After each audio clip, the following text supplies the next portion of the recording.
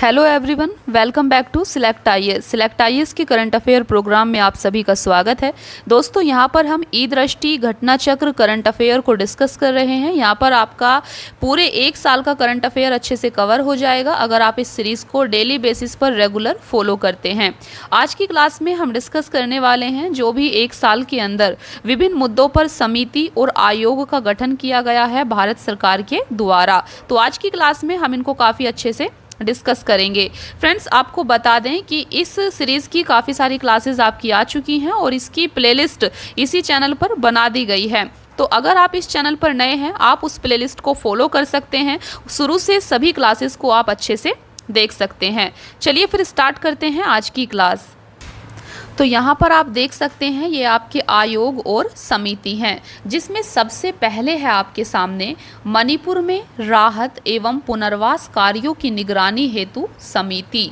तो आपको पता है मणिपुर हिंसा काफ़ी ज़्यादा चर्चा में रही है। देखिए, तो मणिपुर में राहत एवं पुनर्वास कार्यों के लिए निगरानी हेतु समिति का गठन किया गया था, उच्चतम न्यायालय द्वारा गठित। इसका गठन उच्चतम न्यायालय के द्वारा सुप्रीम कोर्ट के द्वारा किया गया था अगस्त 2023 में। जम्मू एवं कश्मीर उच्च न्यायालय की पूर्व मुख्य न्यायाधीश न्यायमूर्ति गीता मित्तल इस समिति की अध्यक्षता करेंगी। आपको गीता मित्तल का नाम याद रखना है। समिति की दो अन्य सदस्यों में न्यायमूर्ति शालिनी फंसालकर जोशी और न्यायमूर्ति आशा मेनन शामिल हैं। इनका नाम भी आप याद रख सकते हैं। इसके अलावा उच्चतम न्यायालय ने मणिपुर हिंसा मामलों की जांच की निगरानी हेतु महाराष्ट्र के पूर्व डीजीपी दत्तात्रेय पडसालगिरकर को नियुक्त किया है। नेक्स्ट है आपका अन्य पिछड़े वर्गों के उप वर्गीकरण के मूल्यांकन हेतु गठित आयोग की रिपोर्ट।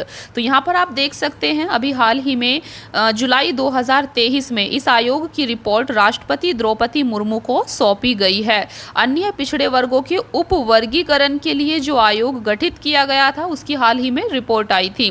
दिल्ली उच्च न्यायालय के पूर्व मुख्य न्यायाधीश न्यायमूर्ति जी रोहिणी इस आयोग की अध्यक्ष थी। आपको इस अध्यक्ष का नाम याद रखना है।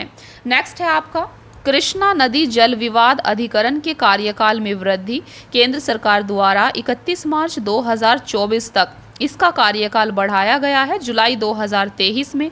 वर्तमान में यह अधिकरण तेलंगाना और आंध्र प्रदेश के बीच जल बंटवारा संबंधी विवादों की सुनवाई कर रहा है। नेक्स्ट है आपका मध्यस्थता कानून में सुधारों की सिफारिश करने हेतु पैनल गठित। तो यहाँ पर आप देख सकते हैं विधि एवं न्याय मंत्रालय भारत सरकार द्वारा इसका गठन किया गया है जून 2023 में।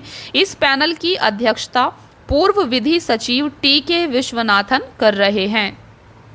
नेक्स्ट है अडानी हिंडनबर्ग मामले की जांच हेतु समिति का गठन किया गया। उच्चतम न्यायालय के पूर्व न्यायाधीश न्यायमूर्ति अभय एम सप्रे की अध्यक्षता में गठित इस 6 सदस्यीय समिति ने अपनी रिपोर्ट प्रस्तुत की है मई 2023 में।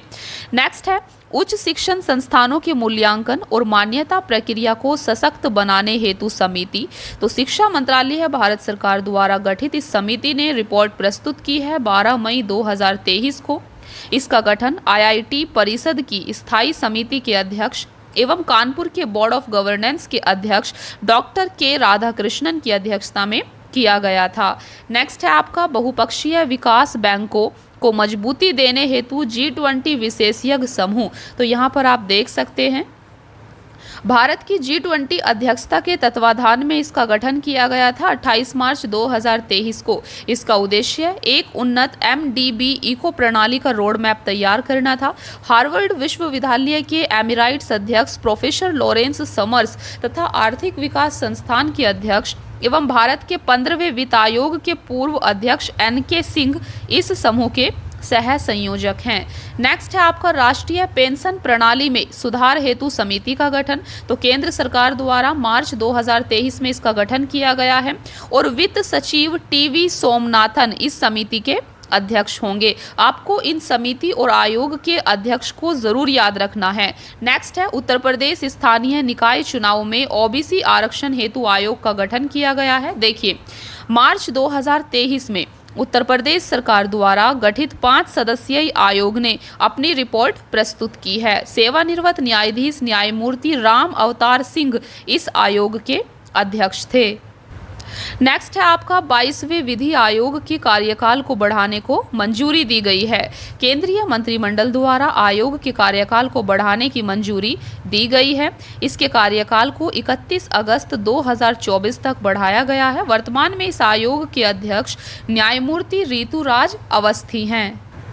नेक्स्ट है आपका रो और रो पैक्स फेरी सेवाओं के लिए उच्च स्तरीय समिति।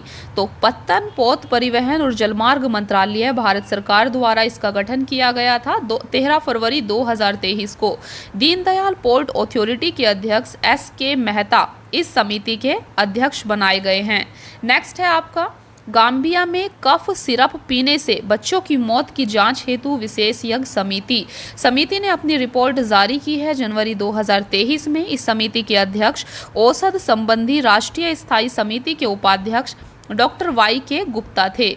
नेक्स्ट है आपका सतत वित्त पर विशेषज्ञ समिति। इस समिति की रिपोर्ट अंतर्राष्ट्रीय वित्तीय सेवा केंद्र प्राधिकरण के अध्यक्ष इंजेती श्रीनिवास को सौंपी गई है 3 अक्टूबर 2022 को।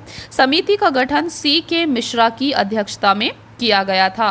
तो फ्रेंड्स, आज की क्लास में हमने जितना भी इम्पोर्टेंट समिति और आयोग का गठन हाल फिलहाल में किया गया था उनको हमने यहाँ पर डिस्कस किया है। ये सीरीज आपकी कंटिन्यू रहेंगी और ऐसे ही काफ़ी इम्पोर्टेंट क्लास आपकी आती रहेंगी। तो फ्रेंड्स, आज की क्लास में इतना ही। मिलते हैं फिर नेक्स्ट क्लास में। Thank you so much. Keep watching. Please like, share and subscribe. Thank you.